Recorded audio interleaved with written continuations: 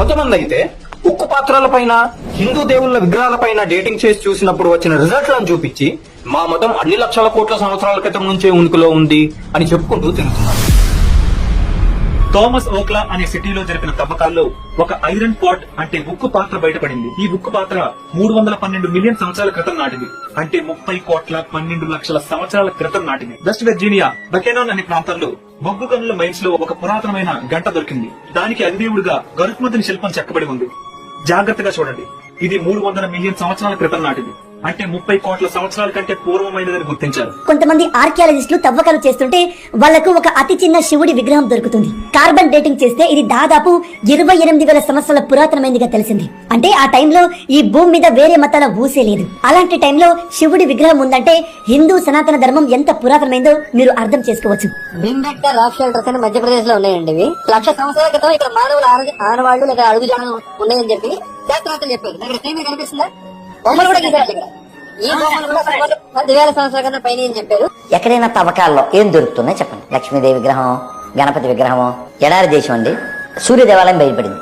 8,000 సంవత్సరాలు దాని వయసు. అందుకంటే హైలైట్ మన శిలాతోరణం ఎక్కడ తిరుమలలో. దాని ఆర్కియాలజీ వాళ్ళు చెప్పాను, నేను చెప్పలే.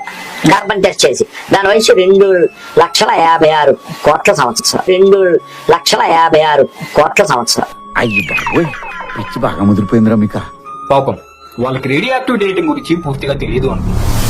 ఫర్ సపోజ్ నేను ఇప్పుడు 2025 సంవత్సరంలో ఒక రాయిని తీసుకుని దాన్ని నాకు ఇష్టం వచ్చిన ఒక వ్యక్తి రూపంలోకి చెక్కానే అనుకోండి.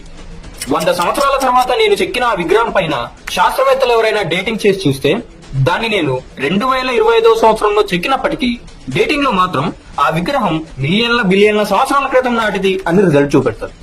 ఎందుకంటే రేడియాక్టివ్ డేటింగ్ అనేది ఆ విగ్రహం ఏ రాయి నుంచి అయితే చెక్కబడిందో ఆ రాయి యొక్క భౌగోళిక మూలం యొక్క జియోలాజికల్ ఒరిజిన్ యొక్క కాలాన్ని రిజల్ట్ గా చూపెడుతుంది. అంతేగాని ఆ రాయిని రీసెంట్ గా నేను ఎప్పుడు చెక్కాను, రీసెంట్ గా నేను ఎప్పుడు ముట్టుకున్నాను, రీసెంట్ గా నేను ఎప్పుడు గోకాను అనే విషయాన్ని చూపెట్టదు. ఆ రేడియాక్టివ్ డేటింగ్ ప్రకారం ఆ విగ్రహం బిలియన్ల సంవత్సరాల క్రితం నాటిది అని రిజల్ట్ వచ్చింది. కాబట్టి నేను మిలియన్ల సంవత్సరాల క్రితం నుంచే బతికి ఉన్నా, ఆ మిలియన్ల సంవత్సరాల క్రితం బతికుండి ఆ విగ్రహాన్ని చెక్కాను. ఆ చెక్కబడ్డ రూపానికి చెందిన ఆ క్యారెక్టర్ ఏదైతే ఉందో ఆ క్యారెక్టర్ మిలియన్ సంవత్సరాల క్రితం ఉనికిలో ఉండి భూమిపైన సంతరించాడు కాబట్టే అతని రూపంలో విగ్రహం ఉంది అని నేను చెప్తే ఎంత కామెడీగా ఉంటుందో, అదే విధంగా కొంతమంది సనాతన ధర్మం అని చెప్పుకునే మతానికి చెందిన వాళ్ళు హిందూ దేవుళ్ళ విగ్రహాల డేటింగ్ రిజల్ట్లను చూపించి ఆ విగ్రహం మిలియన్ సంవత్సరాల క్రితం చెక్కబడింది, మిలియన్ సంవత్సరాల క్రితం నుంచే మా మతం ఉనికిలో ఉంది, ఆ విగ్రహంలో ఉన్న రూపానికి చెందిన ఆ క్యారెక్టర్ ఏదైతే ఉందో ఆ క్యారెక్టర్ మిలియన్ సంవత్సరాల క్రితం ఉనికిలో ఉండి భూమిపైన సంతరించాడు అని చెప్పినా కూడా అంతే కామెడీగా ఉంటుంది. ఇంత చెప్పినా కూడా సగం ఇన్ఫర్మేషన్ తో కొంతమంది లేదు మా మతం మిలియన్ సంవత్సరాల క్రితం నుంచే ఉనికిలో ఉంది, మాది సనాతన ధర్మం అని చెప్పుకుంటూ తిరుగుతూ ఉంటారు. నిజానికి దీనికి హిందూ మతము కాదు దీని పేరు హిందూ మతము కానే కాదు, సనాతన ధర్మము. సనాతనము అంటే ఎప్పుడు ప్రారంభమో ఎవ్వరికీ తెలియనిది. అంటే దీని పుట్టుక ఎవ్వరికీ తెలియదు.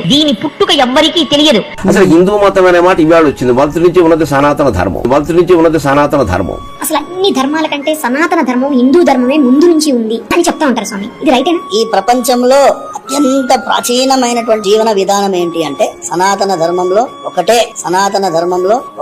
సనాతనము అనంటే పుట్టుక ఎప్పుడో తెలియనది, ఎప్పటి నుంచో ఉన్న ధర్మము మనది సనాతన ధర్మము. సనాతన ధర్మం అనే పేరుకే అర్థం తెలుసుకుంటే దీన్ని ఎవరు పరిమార్చలేరని స్పష్టమవుతుంది. సనాతనం అంటే శాశ్వతం అని అర్థం. హిందూ మతం ఎవరు పుట్టినప్పటి నుంచి ప్రారంభమైంది, ఎవరితో ఎండ్ అవుతుంది అని చెప్పడానికి మనకు లేదు. నేను 10 జన్మలకినా చెప్పకపోవచ్చు, నేను 10 జన్మలకినా హిందూ మతం గురించి చెప్పలేను. అది ఒకతాన స్టార్ట్ అయ్యి ఒకతాన ఎండ్ అయింది కాదు. చిరపురాతన నిత్య నూతన ఇది సనాతన అంటే ఓల్డెస్ట్ అండ్ ఎవర్ న్యూ. అదే ధర్మం, అదే సనాతన ధర్మం. సనాతన ధర్మం అంటే ఎటర్నల్ ధర్మ అంటే ప్రాచీనం అని వస్తుంది, ఎప్పటి నుంచి ఉన్నది అని వస్తాం. సో ఎప్పటి నుంచో ఉన్నది కనుక సనాతన ధర్మం.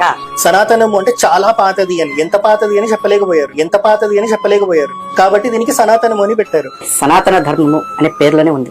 ఈ ధర్మం అనేది ఎప్పటి నుంచి ఉంది అంటే ఇది సృష్టి ఆరంభమైన నాటి నుండి ఉంది.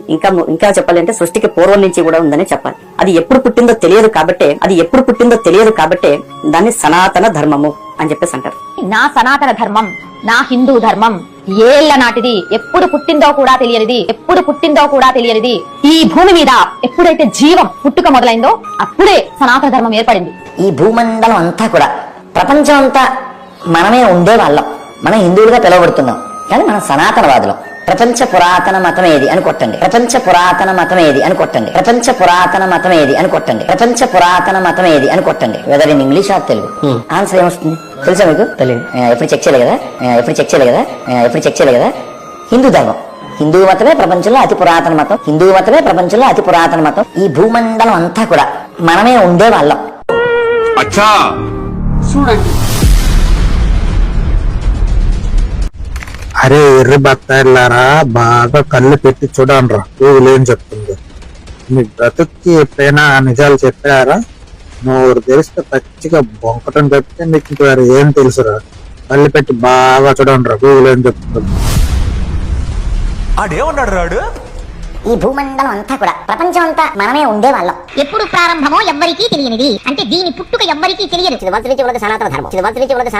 సనాతనం అంటే చాలా పాతది అని, ఎంత పాతది అని చెప్పలేకపోయారు. ఈ భూమి మీద ఎప్పుడైతే జీవం పుట్టుక మొదలైందో అప్పుడే సనాతన ధర్మం ఏర్పడింది. ఈ భూమి మీద ఎప్పుడైతే జీవం పుట్టుక మొదలైందో అప్పుడే సనాతన ధర్మం ఏర్పడింది.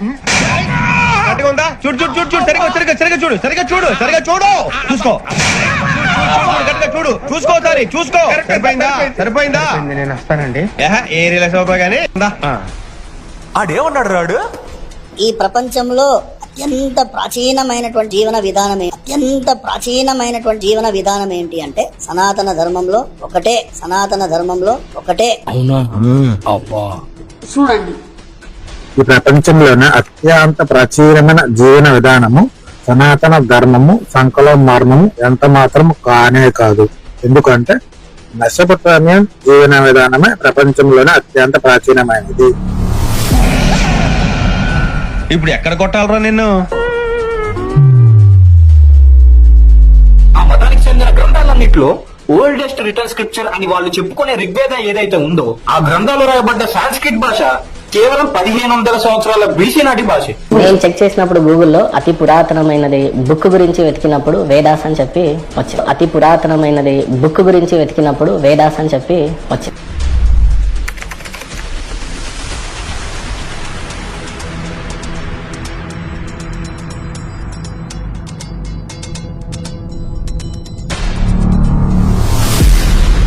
ఏమిరా బాలరాజు, ఏమిరా ఉపయోగం దేశానికి నీ వల్ల?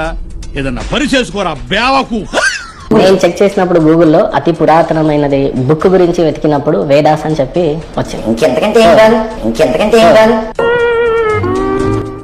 ఇంతకంటే ఏం కావాలి అంటే ఆ భాష పుట్టింది మనం 1500 సంవత్సరాల బీసీలో మాత్రమే అయితే, వీళ్ళు మాత్రం మా పురాణాల్లో ఉన్న మైథలాజికల్ క్యారెక్టర్లు లక్షల కోట్ల సంవత్సరాల క్రితమే వేదాలు చదివారు, సంస్కృతంలో రాశారు, మాట్లాడారు అని చెప్పుకు తిరుగుతున్నారు. ఇది చాలదా వీళ్ళు చెప్పే కట్టుకథలు, ఆ కథల్లో ఉన్న క్యారెక్టర్లు, ఆ క్యారెక్టర్లకు సంబంధించిన టైం పీరియడ్లు కల్పితాలే అని చెప్పడానికి? ఈ మాటలు వినగానే కొంతమంది రెడీగా ఉంటారండి కామెంట్ చేయడానికి. వాళ్ళకి చెప్తున్నా, కొంచెం ఆగండి. మీ కామెంట్లని టైప్ చేసి పక్కకి రెడీగా పెట్టుకోండి. ఈ టాపిక్ పైన స్పెషల్ గా మళ్ళీ డీటెయిల్ గా పూర్తి వివరణతో అన్ని రకాల ప్రూఫ్లతో ఇంకొక వీడియో చేస్తాను. అప్పుడు పెడుతురు గాని ఆ కామెంట్.